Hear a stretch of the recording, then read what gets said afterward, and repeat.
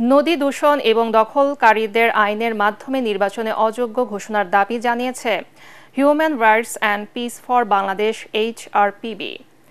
রাজধানীর আগারগাঁয়ে নির্বাচন কমিশনে সংগঠনটির ৮ সদস্যের প্রতিনিধি দল ইসির সাথে গণপ্রতিনিধিত্ব আদেশ সংশোধন বিষয়ে বৈঠকে বসে।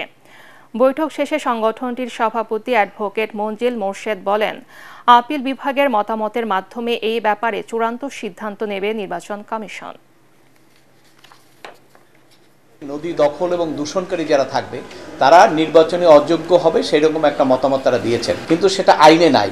এবং আপনি জানেন যে সামনে নির্বাচন যেহেতু আছে, জাতীয় সংসদ নির্বাচন, এবং নির্বাচনের আগে আমাদের গণপ্রতিনিধিত্ব আইনে কোনো বিধান যদি সংযুক্ত না থাকে যে কে কে ডিসকোয়ালিফাই হবে, তাহলে সেখানে নির্বাচন কমিশন তাকে ডিসকোয়ালিফাই করতে পারে না। সেই কারণেই আমরা আজকে এসেছি, নির্বাচন কমিশনের কাছে আবেদন জানিয়েছি যে ওনারা আইনের বিধানটা করলে এই জায়গাটায় যারা নির্বাচন করতে চায় তারা তখন নদী দখল এবং দূষণ করা থেকে বিরত থাকবে।